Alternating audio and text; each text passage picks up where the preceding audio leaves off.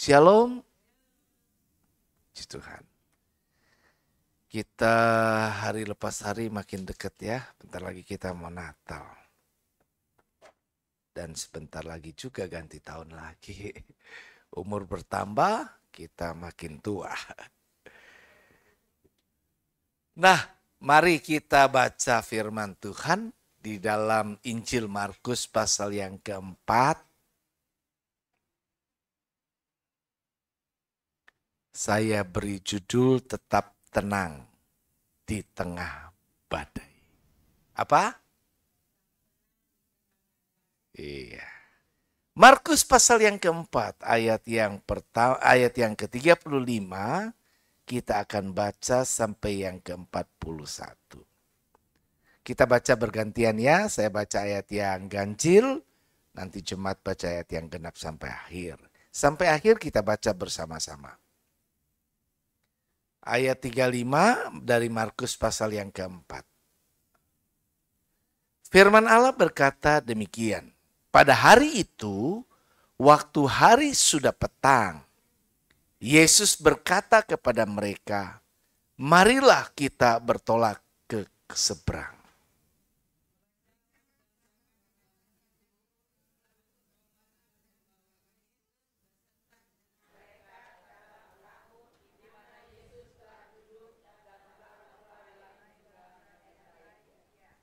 Lalu mengamuklah taufan yang sangat dahsyat. Dan ombak menyembur masuk ke dalam perahu, sehingga perahu itu mulai penuh dengan air.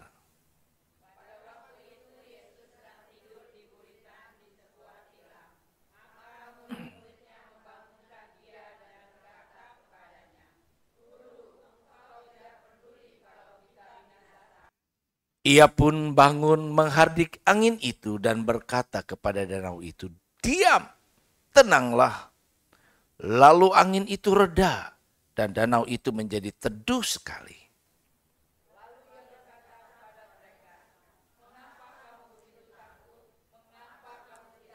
Sama-sama. Mereka menjadi sangat takut dan berkata seorang kepada yang lain, siapa gerangan orang ini sehingga angin dan danau pun taat kepadanya. Saya ingat dari sejak saya remaja membaca ayat ini, dan ketika saya baca ayat 41, saya timbul rasa bangga sekali sama Tuhan Yesus.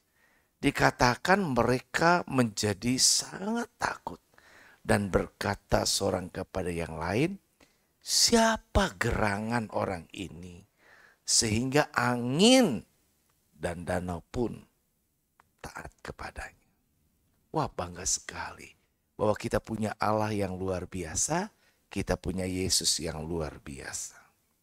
Lagu pujian berkata, Yesusku luar biasa, bukan? Yesusku luar biasa, Yesusku luar biasa. Nah, kita baca ayat ini mengisahkan tentang angin ribut yang diredakan Tuhan, di mana kejadiannya? Kejadiannya di mana? Nggak tahu, nggak diceritain. Kejadiannya ada di mana tuh? Mereka ada di mana ya? Di danau. Iya, danau apa namanya? Sunter. Danau Galilea. Iya. Danau Galilea. Udah pernah lihat Danau Galilea? Belum. Nabung ya. Nabung nanti bisa. Enak. Habis berlayar dari Danau Galilea, terus mampir di restoran, dapat makan ikan petrus. Tahu ikan petrus? Wah, enak banget. Nah, nama lain dari Danau Galilea itu apa? Selain dia disebut dengan Danau Galilea, juga disebut danau apa? Ada yang tahu? Danau Tiberias. Iya. Jadi nama lain Danau Galilea adalah Danau Tiberias. Nah, di danau ini, di tepi danau ini pernah ada peristiwa. Apa peristiwa yang kita ingat? Yesus menampakkan dirinya kepada siapa? Kepada murid-muridnya yang sedang menjala ikan semalam-malaman, tapi gagal nggak dapat setelah Yesus bangkit. Dan murid-muridnya tidak mengenalinya. Nah, cerita ini dikatakan pada hari itu, waktu hari sudah petang. Hari sudah petang itu apa ya? Sore ya? Sore ya. Jadi dia harinya sudah petang, sudah sore begitu. Jadi sebelumnya kondisinya di mana? Rupanya sebelum itu Yesus dikerumuni dengan orang banyak yang mengikuti dia. Itu keadaannya mereka dari mana? Kan ini kan mereka mau bertolak ke seberang. Jadi waktu itu mereka berada di posisi di mana sih? Dari yang kita baca memang nggak diceritain. Tapi kalau kita baca pasal sebelum-belumnya, baca ini cerita ini ada di kitab Matius, ada di kitab Markus, ada juga di kitab Lukas. Matius 8, Markus 4, dan Lukas 8. Jadi ini cerita kalau kita pengen tahu, kita baca ketiga kitab ini dapat gambaran yang lengkap. Nah, waktu itu mereka ini sedang banyak orang berkerumun bersama dengan Yesus dan mereka ada di mana? Mereka ada di Kapernaum pada waktu itu. Nah, tahu nggak Kapernaum itu tempat di mana Yesus mengadakan banyak sekali mujizat. Banyak sekali mujizat dilakukan. Mungkin satu ketika saya kasih gambaran deh Kapernaum itu tempatnya kayak gimana. Dan Danau Tiberiasnya atau Danau Galilea kayak apa. Danau Galilea sekarang itu air lautnya kebiru-biruan. Dan enak sekali, biasanya airnya tenang. Tenang, teduh sekali.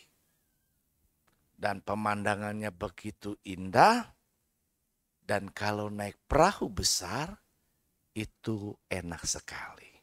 Sambil naik perahu, kita bernyanyi. Avenue Shalom Alahim. Avenue Shalom Alahim. Jadi kita bicara nyanyi biar damai sejahtera Tuhan turun. Damai sejahtera Tuhan turun. Kalau damai sejahtera Tuhan turun di dalam hati kita, menguasai pikiran, menguasai hati, maka hidup kita jadi tenang. Tetapi kenyataannya bahwa perjalanan hidup kita itu nggak selalu jalannya itu enak. Perjalanan hidup kita itu nggak selalu buat hati tetap tenang. Ada kalanya kita berhadapan dengan situasi-situasi yang buat hidup kita ini ketakutan. Nah, kapal, perahu, itu tempatnya di tepi danau atau di laut atau di danau.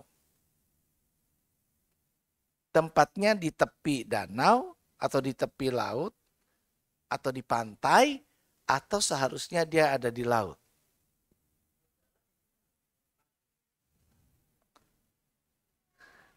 Perahu atau kapal itu kalau yang di sini perahunya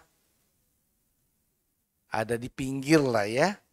Nggak naik. Kalau naik di dekat pantai itu kalau istilah yang saya tahu karena saya pelayaran.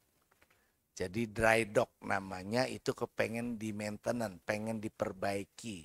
Ada perawatan untuk kapal itu dan butuh waktu yang cukup untuk perawatannya. Maka dia naik ke darat. Tetapi kalau kondisi tidak demikian, sedang dalam keadaan beroperasi, maka tentu setidaknya dia ada di pinggir daripada danau atau laut. Begitu, dan dia akan berjalan beroperasi. Nah, kapal itu baru berfungsi, beroperasi kalau dia ada di laut atau di danau. Kalau dia ada di daratan tentu tidak berfungsi. Nah, kalau di daratan tidak mungkin ada ombak, tidak mungkin ada taufan. Ombak taufan dia adanya di sana ketika berada dalam perairan. Nah, hidup kita ditetapkan memang tidak harus ada di daratan. Karena memang itu bukan fungsinya. Hidup kita dalam perjalanan pasti ada kemungkinan berhadapan dengan taufan kehidupan, badai, ombak yang bisa membahayakan.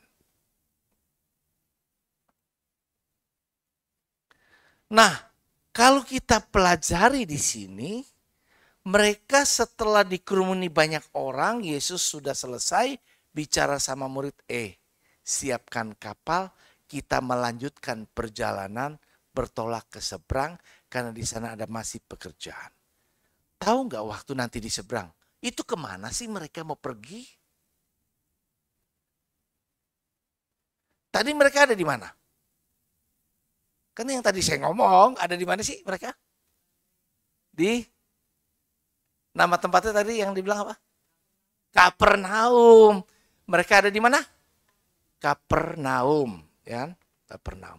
Kapernaum tempat di mana Yesus banyak sekali mengadakan mujizat yang terjadi di Kapernaum.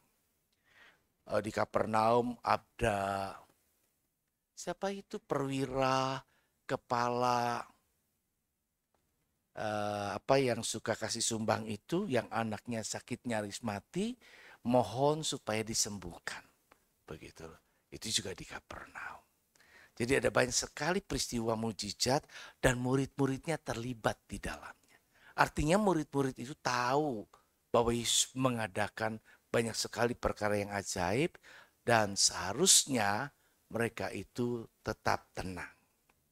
Nah, ketika selesai dari kerumunan tadi kepengen melanjutkan perjalanan misi, kemana? Di seberang sana itu namanya kota Gerasa. Gerasa itu ada peristiwa juga. Apa yang terjadi di Gerasa? Pernah ingat? Orang yang gila begitu ya, dirantai, diikat, suka mukul-mukul diri sendiri dan orang nggak berani. Begitu loh, karena orang gila ini benar-benar berbahaya karena dirasuk setan. Kemudian setelah perjalanan itu Yesus sampai di sana, setan-setan juga tahu Yesus ada datang. Kemudian apa urusanmu dengan kami? Tapi bukan itu cerita yang mau diceritain. Sekarang kita ceritanya yang di Danau Galilea ini. Nah, waktu Yesus ada di Danau Galilea ini, kita bisa belajar beberapa hal, setidaknya 3 hal lah yang kita mau bicarakan. Dari apa yang kita baca di Markus pasal 4 ayat keberapa tadi? 35 sampai 41. Ada dicerita di Matius pasal 8, ada juga di Lukas pasal 8 juga. Tapi Markus ini menceritakan cukup lengkap dibanding daripada kitab yang lainnya. Nah, kitab Matius khusus ditulis untuk pembacanya orang-orang Yahudi. Kalau kitab Markus, kitab Lukas ditulis khusus pembacanya, tujuannya kepada orang yang non-Yahudi seperti kita. Jadi biar kita bisa paham, bisa mengerti, bisa belajar dari cerita itu. Nah, apa yang bisa kita pelajari dari cerita ini? Nah, pertama perhatikan. Murid-murid disuruh ke seberang, bertolak ke seberang. Terus Yesusnya ditinggal atau tidak? Ajak kan ya? Ada peristiwa satu ketika pernah Yesus bilang, kamu bertolak dulu. aku mau pergi naik ke bukit dan mau berdoa. Kemudian di situ ada peristiwa apa? Di Danau Galilea. Sebuah mujizat juga di mana Yesus ini biar gampang lebih lengkap gambaran di situ ya. Di situ di mana Yesus berjalan. Nah, Petrus berjalan di atas air. Di mana terjadinya? Ya di Danau Galilea. Gitu loh. Ya. Jadi itu danau yang sejarah banget. Banget banyak peristiwa yang terjadi. Tetapi sekali lagi kita konteks bicara yang tadi. Nah, dia dibawa serta. Jalan serta Yesus, jalan sertanya setiap hari. Jalan, wah dia jalan. Mulailah mereka mendayung perahu. Ku dayung. Anak sekolah minggu ya. Perahuku. Jadi Kristen tuh enak ya. Dikit-dikit kita bisa nyanyi terus gitu kan. Dayung. Dia dayung gitu. Ketika mereka sudah mulai menjauh, terasa angin. Rupanya alam tidak bersahabat. Nah, kemudian angin kencang menerpa. Itu kapal perahu itu sempat goyang. Itu perahu yang enggak ada satu perahu atau lebih dari satu. Perahu yang ada di dalam perjalanan Yesus dengan murid-muridnya itu satu perahu atau lebih dari satu? Lebih dari satu kan? Ya. Jadi bayangin nih, Yesus bersama dengan ada murid-murid yang tidak disebut namanya pada waktu itu ada di satu perahu yang sama, tapi ada perahu yang lain katanya yang dimana Yesusnya tidak di perahu. Nah, katakanlah dua perahu mereka. Nah, kalau seperti itu dalam perjalanan, pertama, waktu yang diceritakan di sini adalah ketika Yesus ada di perahu itu. Nah, pertanyaannya waktu Yesus ada di perahu itu, yang menimpa yang terjadi di perahu Yesus dengan perahu yang lain, kira-kira berbeda enggak? Atau sama? Sama kan? Coba bayangin. Ada Yesus dengan tidak ada Yesus. Sama-sama ngalamin. Oke. Poin pertama kita bisa lihat. Orang yang udah bersama dengan Yesus saja dalam perjalanan hidupnya. Tetap bisa ngalamin kan? Betul ya? Badai kehidupan. Bisa ngalami cobaan. Bisa ngalamin masalah. Bisa ngalamin pergumulan. Tidak beda dengan yang tadi murid-murid di mana di kapal perahu itu Yesusnya tidak bersama dengan mereka. Tapi ada satu hal yang membedakan. Ketika mereka mengalami situasi tadi, cuma nggak diceritain aja kapal yang satu lagi atau perahu satu lagi. Mereka pasti nggak kurang panik, bahkan lebih panik. Mereka lebih takut karena Yesus tidak ada di situ. Itu masuk mulai. Nah, kalau kita nih pernah, kalau kita pergi ke Ancol, ada yang pernah ke pantai, ke mana, ke pulau begitu kan? Ya syukur-syukur kita masih ngalaminnya yang baik-baik ya. Ketika lagi pas yang nggak enak, itu kan cut juga nyali ya. Apalagi kalau saya itu kan nggak bisa berenang, begitu kan ya. Kayak batu semua yang tenggelam begitu kan. Kalau yang masih berenang masih aman lah ya, begitu kan. Kejebur-kejebur pun masih bisa berenang. Kecuali yang nggak bisa berenang itu yang bahaya. Nah ini menimpa mereka dan dikatakan Alkitab air mulai masuk. Kalau air mulai masuk maka tentunya yang berbahaya adalah tenggelamnya perahu itu. Karena berat air akan menenggelamkan perahu. Mereka ini bukan orang yang biasa. Mereka ini orang-orang yang ahli. yang biasa pekerjaannya udah biasa begitu loh. Udah biasa melaut, udah biasa menangkap ikan, udah biasalah itu medannya, mereka tahu.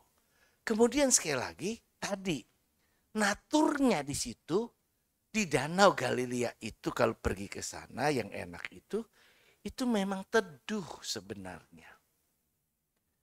Jadi artinya kejadian ini adalah kejadian yang di luar dugaan.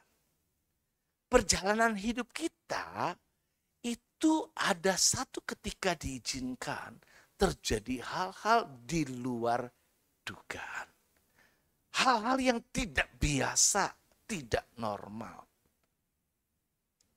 Jadi kalau dilihat ada yang bersama satu perahu dengan Yesus dan yang tidak, sama-sama juga ngalamin seolah-olah nggak ada bedanya. Tapi kita lihat lebih jauh. Kalau kita tetap melibatkan Tuhan ada di dalam diri kita, Yesus ada dalam perahu hidup kita, dengan tidak ada, ketika waktu terjadi kepada siapa kita bisa minta tolong. Perahu yang gak ada Yesus, mereka dalam keadaan panik-panik dan mungkin mereka cuma memperlihatkan, begitu kan ya, mereka tolong sini. Mereka mungkin teriak lebih keras lagi, Yesus, begitu. Dan mereka nggak tahu apa yang terjadi pada Yesus waktu itu. Tapi yang aneh, di tengah situasi yang bergejolak kayak gitu, kok bisa-bisanya Yesus tuh tidur loh gitu. Tenang aja dia, tidur gitu. Tenang dia. Jadi kalau Yesus nggak dibangunin, dia masih tidur. Kalau di kitab lain lagi berkata, di kitab Lukas itu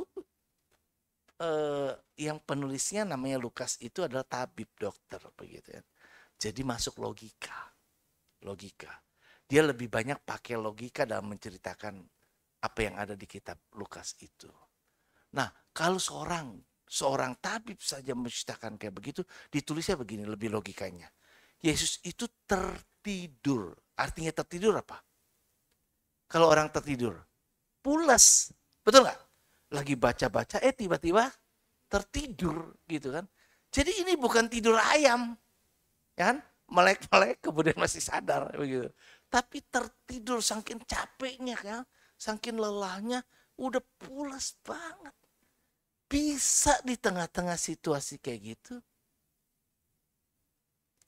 Nah, murid-murid ini panik. Murid-murid ini panik. Kemudian dia bangunkan Yesus. Jadi kita lihat ketika Yesus tetap ada kita sertakan. Buat kita itu kalau kita punya Yesus, maka kita bisa minta tolong kepada Yesus. Buat yang gak punya Yesus, mereka cuma minta tolong sama yang lain. Di perahu yang satu lagi sambil berteriak dari kejauhan, tolong kami. Atau mungkin dia sedang sibuk, gak sempat-sempat lagi berjuang untuk hidup dan mati di perahunya dia. Nah yang satu ini kebanyakan naturnya ketika udah ngalamin masalah baru cari Yesus. Baru ingat Yesus. Betul ya, ini kan ceritanya yang kita pahamin begitu. Jadi di mana Yesus begitu? Di mana guru? Kamu lihat di mana? Begitu. Rupanya ketika mereka berjalan asik dan sebagainya, mereka sibuk dengan urusan mereka atau mungkin ada orang yang ngobrol di kelompoknya kemudian cerita apa yang terjadi waktu kemarin tuh itu.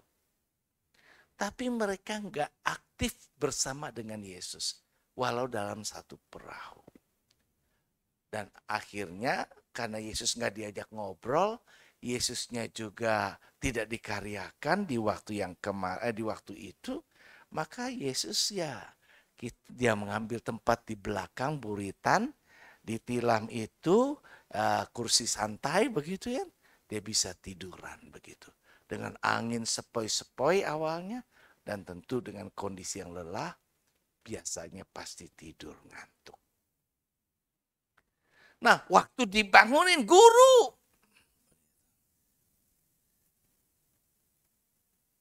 Yesus mulai bangun.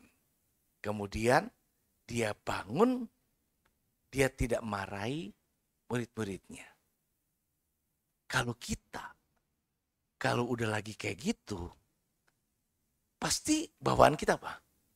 Marahin dengan bangunin kan? Marah banget gitu kan? Kita nggak tahu tujuan dia mau ngapain, pokoknya kita udah marah dulu sama dia. Ngapain lu ganggu-ganggu gue? Gue lagi tidur nih pulas gitu loh. Emang lu gak bisa kerja sendiri? Begitu kan? Kita biasanya marahnya fokusnya kepada yang minta tolong atau yang bangunin kita. Tapi Yesus di cerita ini tidak begitu. Tidak begitu.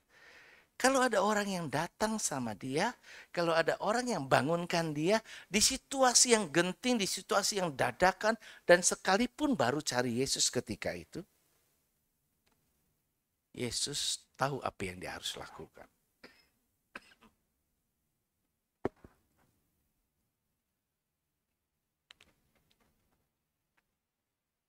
Dia tahu apa yang harus dia lakukan, maka dia segera bangun, kemudian mengatasi masalahnya dulu. Baru belakangan deh tuh, ya, ceramah ngomongin sama orang-orang tadi. Begitu. Jadi ini tetap untung kalau punya Yesus dalam hidup kita. Tetap untung kalau kita melibatkan Yesus dalam hidup kita. Tetap untung kalau Yesus ada di dalam perahu kehidupan kita ketimbang tidak. Jadi poin pertama saya dan kita semua belajar, oh ternyata penting ya sertakan Yesus dalam hidup kita. Mau pergi sertakan Yesus. Jangan lupa berdoa. Mungkin perjalanan kita biasa, kita udah biasa jalan.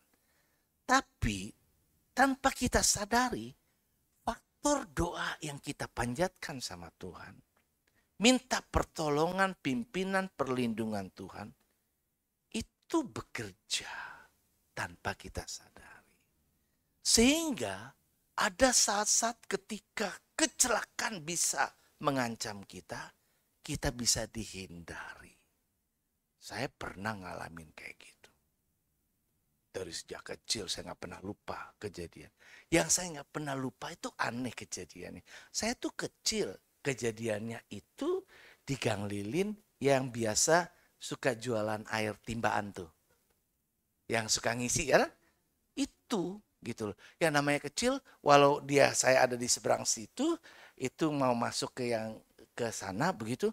Tiba-tiba begitu saya nyebrang, ya usia saya kecil, lebih kecil dari dia dikit. Begitu Edbert ya. Itu mobil kenceng lewat. Begitu. Entah kenapa saya bisa lompat. Itu mobil begitu. Akhirnya selamat saya. Ya Tuhan punya kemurahan. Kalau enggak dari dulu saya udah mati. Kena lever selama 1 bulan lebih. Komplikasi, mah dan lain sebagainya. Panas di atas 40 selama begitu banyak lama ya. Gak punya duit untuk masuk rumah sakit. Orang tua cuma bawa berobat di Jembatan Merah. Jembatan Merah, iya ada dokter di situ. Jadi bisa penting. Jadi ingat ya, jangan pernah lupa sama Yesus. Dalam perjalanan hidup kita, libatkan Tuhan, sertakan Tuhan. Mungkin saya walau sudah berdoa, tetap ngalamin. Seperti orang yang gak berdoa, ngalamin juga. Ada tetap bedanya. Orang yang berdoa melibatkan Tuhan, ada pertolongan Tuhan baginya. Ya. Jadi tetaplah tenang ketika kita menghadapi situasi yang mungkin bisa berbahaya buat kita. Hal yang kedua kita lihat bahwa murid-muridnya tadi bangunin. Dia bilang apa? Guru, apa? Engkau Tidak, tidak apa? Tidak peduli. Itu dengan kondisi kesel sekali kalau udah ngomong gitu. Guru, engkau tidak peduli kalau kami binasa. Itu artinya kami dalam keadaan terancam. Lu enak-enak tidur begitu kan. Enggak peduli sama kami. Cuek. Acu tak acu. Enggak nolongin. Didiemin. Begitu kan. Nah, kalau orang yang sedang panik, sedang tidak tenang hatinya, biasanya suka nyalahin orang. Cenderung nyalahin orang. Murid-murid itu nyalain Yesus bahwa engkau tidak peduli. Tuhan, kok engkau tidak tolong saya? Kenapa saya begini? Kenapa saya begitu? Nanti minggu saya cerita ketika saya khotbah. Mujizat masih ada. Orang merasa, Tuhan kenapa saya begini? Kenapa saya begini? Kenapa Tuhan izinkan saya ngalamin kayak gini?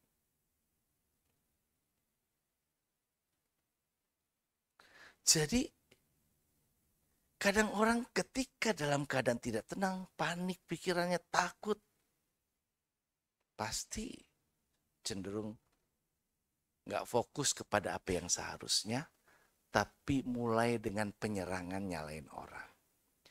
Nah, seringkali kita tuh bereaksi seperti itu dalam hidup kita. Kita nyalain orang lain, siapa aja, pasangan paling sering. Begitu kan ya, oh kamu begini, kamu begitu. Orang yang paling dekat dengan kita. Atau yang lain-lain yang mungkin sebenarnya kita menaruh harapan. Nah, coba perhatikan. Kita menaruh harapan. Nah, kadang kita cuma menaruh harapan di mana? Nggak fair, kita taruh harapan. Murid-murid taruh harapan pada Yesus, tapi dia tidak membiarkan Yesus memimpin perjalanan. Dia biarkan Yesus tak tidur, gak ada gawe, nganggur, begitu. Maka Yesus bilang, mengapa engkau takut? Mengapa engkau tidak percaya? Coba bayangin, tadi kan saya udah bilang, sebelumnya mereka ada di mana? Sebelum bertolak itu ada di mana? Kapernaum. Kapernaum itu tempat di mana Yesus mengadakan banyak sekali mujizat. Dan mereka ada. Mereka ada. Mereka menyaksikan. Mereka terlibat. Tetapi imannya nggak bertumbuh. Percaya sama Yesusnya nggak bertambah. Sekalipun dia lihat banyak orang lain ditolong. Dia juga dilibatkan Tuhan. Banyak hal. Tapi tetap nggak bertambah percaya sama Yesus. Nah, karena orang mulai nggak percaya atau nggak sepenuhnya mempercayakan Yesus. Sekalipun dia sudah tahu banyak hal itu. Maka akhirnya bisa terjadi tetap takut. Kristen sih Kristen. Kita tahu banyak hal. Tetapi praktek hidup kita tetap takut. Khawatir. Kemudian nggak tenang. Dalam situasi kita bisa gampang ngomong di saat-saat tenang. Di saat-saat begitu diuji, panik dan sebagainya. Disitulah ketahuan siapa kita sebenarnya pada level di mana sekarang kita ada. Dalam iman percaya kepada Tuhan. Nah, kalau ditanya, percaya nggak sama Yesus? Kita jawab percaya. Siapa yang berani nggak bilang nggak percaya? Pasti percaya. Kan lagunya bilang, aku percaya. Terus apa? Tuhanku ajaib, kau turun tangan. Terus, aku percaya Tuhanku dahsyat, Kau turun tangan memberkatiku. Kita percaya Tuhan turun tangan, memberkati, menolong. Tapi ketika kita udah berhadapan dengan situasinya, gak gampang. Gak gampang. Benar-benar enggak. Nah, ingat. Itu sebabnya supaya kita bisa benar-benar, poinnya adalah orang Kristen itu, orang yang katanya percaya sama Yesus. Tahu enggak, bahasa asli percaya itu dalam bahasa aslinya kitab perjanjian baru namanya pisteo. Pisteo. Tulisannya P-I-S-T-E-U. Pisteu. Pisteo. Coba ngomong. Artinya apa? Artinya bukan percaya. Artinya adalah mempercayakan hidup kepada yang dipercaya. Kalau saya percaya sama Kokoy, saya mempercayakan hidup saya sama Kokoy.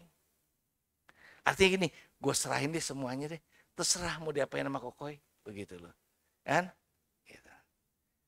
Ada mobil, nih, Koy, kuncinya. Terserah deh mau diapain begitu kan. Itu namanya percaya. Tapi kadang-kadang yang terjadi gini, nih Koy. Nggak pindah tangan. Nggak pindah tangan. Ini jadi masih di tangan saya.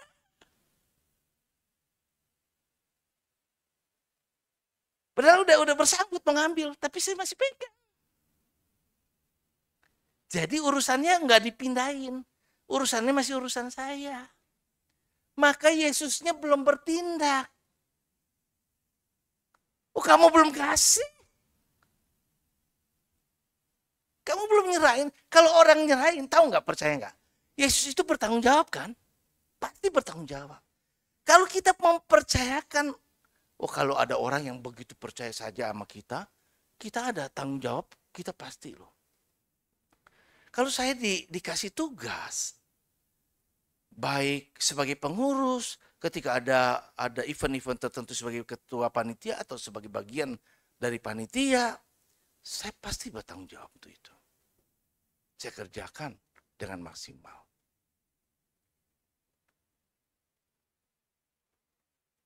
Hari minggu depan saya punya waktu yang padat, Senin sampai Kamis.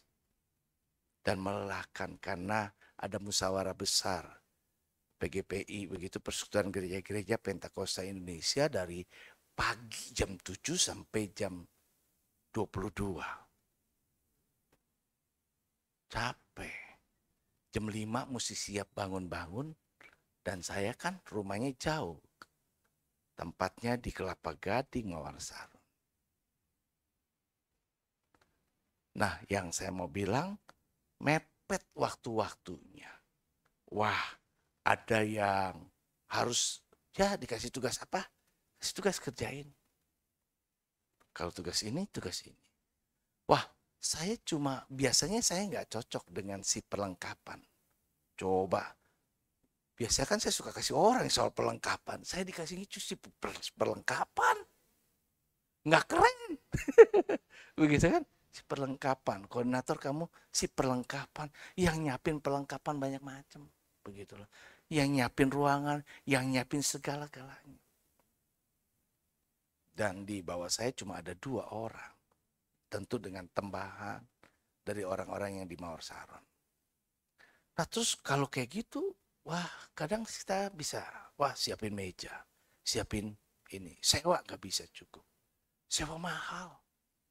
Waduh mahal ini bagaimana? Harganya tinggi dan sebagainya.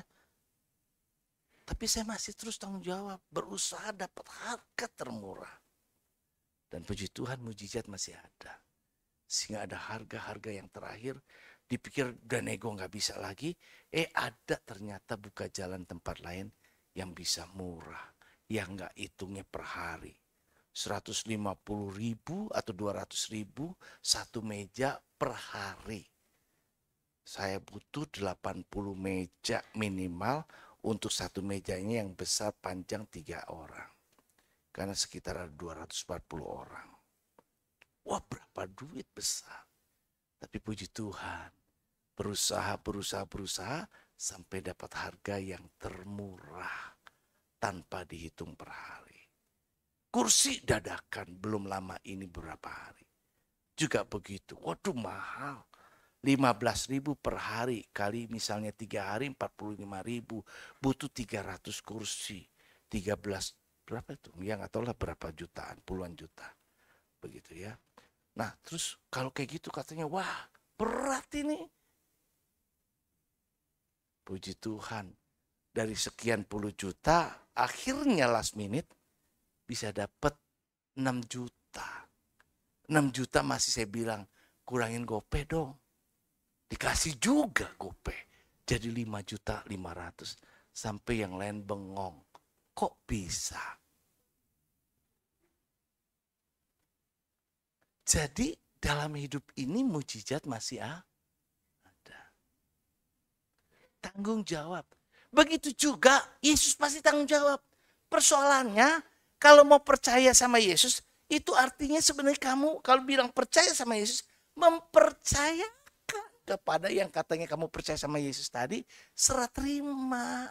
Jadi mempercayakan hidup kita, saya dan saudara kepada Yesus.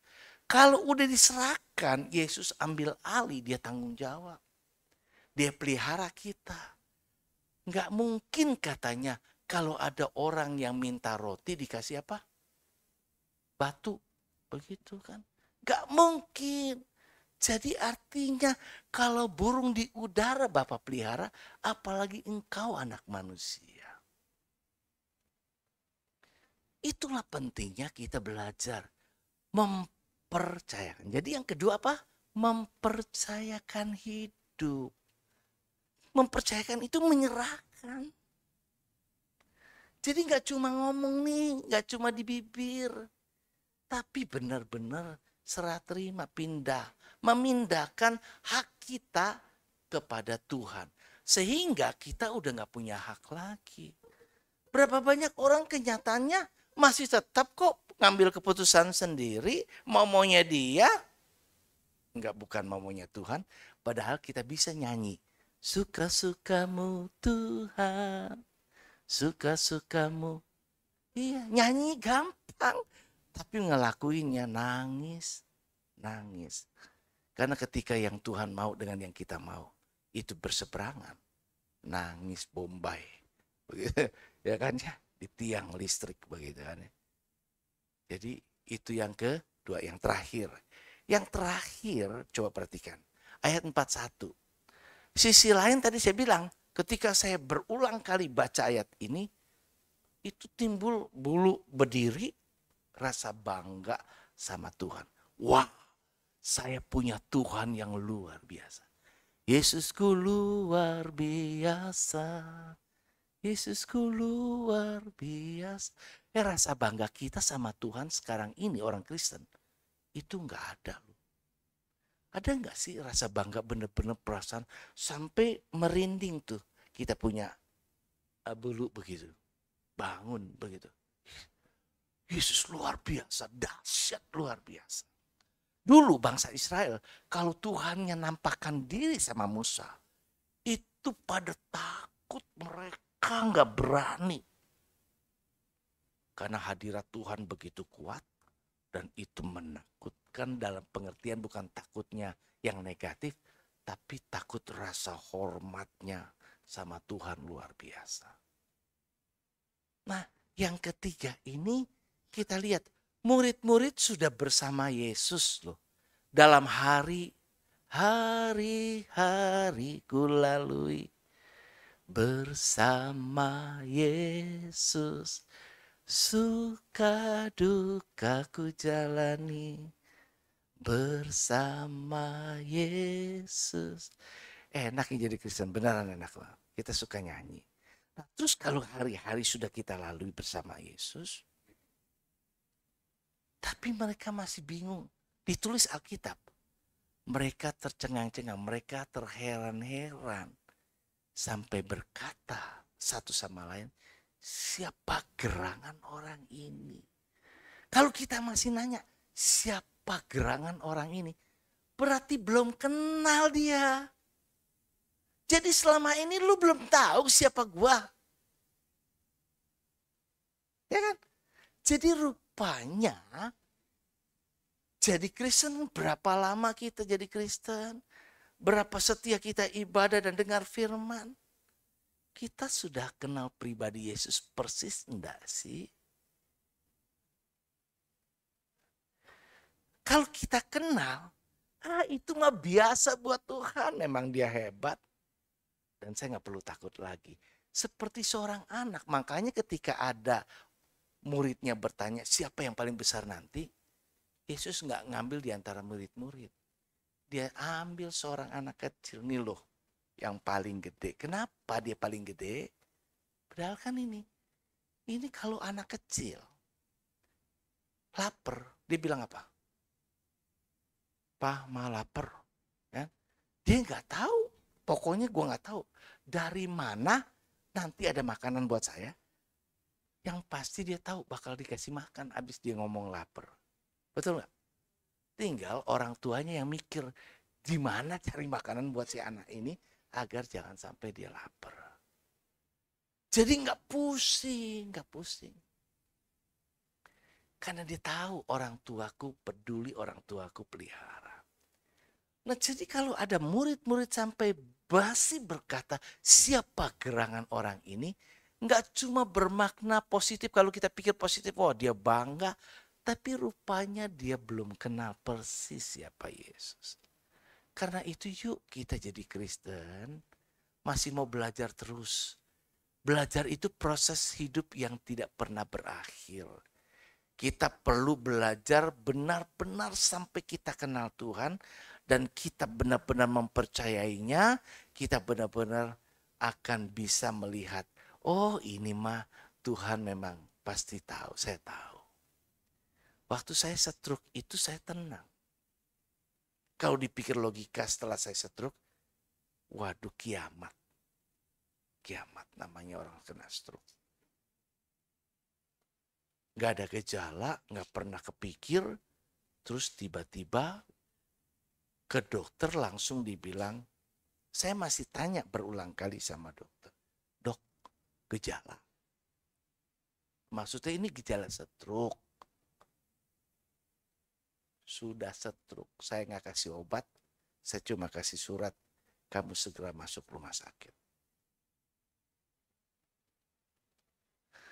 Jadi begitu masuk rumah sakit, di rumah sakit orang ICU-nya, ICU orang stroke yang gak boleh dikunjungin sama keluarga. Jadi masuklah di situ dua hari kalau nggak salah atau 3 hari. Kalau kita pikir seperti itu, nah saya ingat cuma satu. Saya belum lama kayaknya nih ngomongin tentang mujizat. Kalau minggu depan saya khotbah mujizat, tuh saya takut banget. Trauma. Jangan-jangan ada apa lagi nih nanti setelah yang ngomong mujizat. Begitu. Jadi kalau kita bilang ada mujizat, mujizat masih ada. Kadang-kadang kita diuji. Kamu percaya nggak? Cuma ngomong doang loh. Begitu kan? Ya, jadi ngomong tuh enak loh, gampang gitu kan. Tapi begitu kita diuji, itu luar biasa.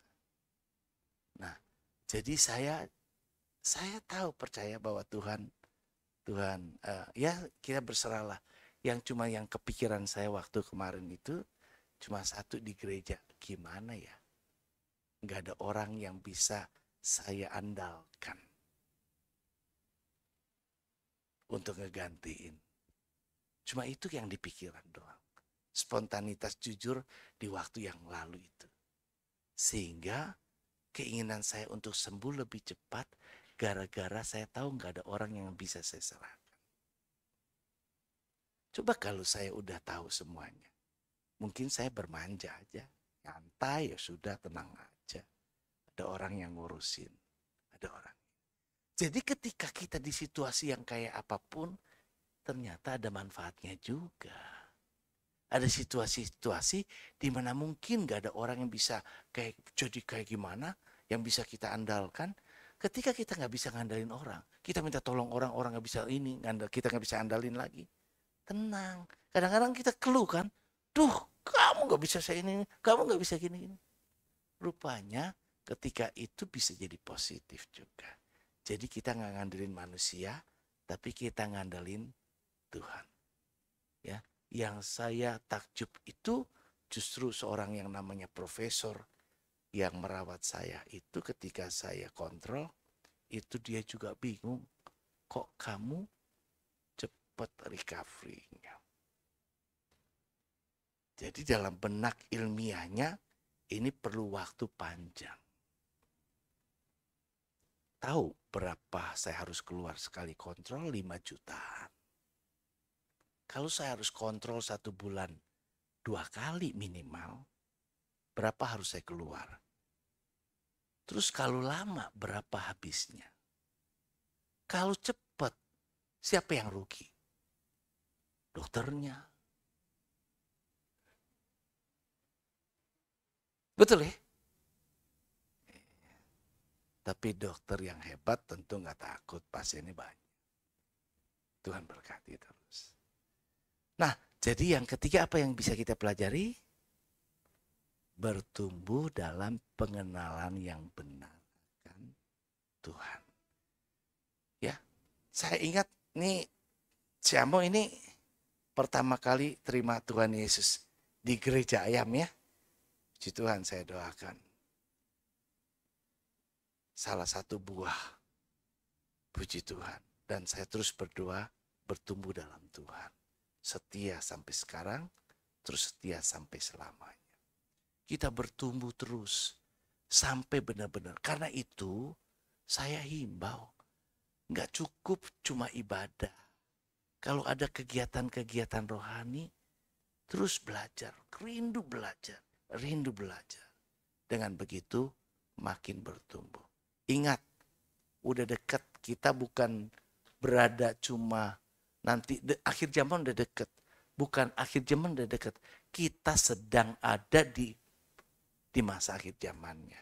Jadi penggenapan Alkitab itu sudah terjadi di masa hidup kita. Jadi akan banyak terjadi lagi semuanya itu. Jadi setiap peristiwa yang terjadi menjadi kepingan penggenapan firman Tuhan. Sampai akhirnya pasal tadi dirangkai, benarlah yang tertulis di Alkitab. Kerennya kitab suci orang Kristen, masa depan dunia sudah disebutkan dan sekarang tinggal penggenapannya. Kalau kayak gitu serius sama Tuhan. Serius sama Tuhan. Ingat yang pertama tadi apa? Ingat nggak? Kita mau tutup nih. Libatkan Tuhan. Yang kedua apa? Mempercayakan hidup. Kalau kita bilang percaya, tapi udah serahi terima ya. Jangan pegangin hidup kita lagi. Terus yang ketiga tadi, bertumbuh dalam pengenalan yang benar akan Tuhan. Yang benar, karena zaman sekarang banyak yang gak benar. Banyak pengajaran sesat loh, hati-hati. Sehingga penggenapan firman Allah berkata begini, ada jalan yang disangka orang lurus tapi ujungnya menuju. Kalau nggak benar ngerti, nanti kita tersesat. Karena itu tetaplah setia dalam Tuhan. Amin. Tuhan berkati. Kita bangkit berdiri.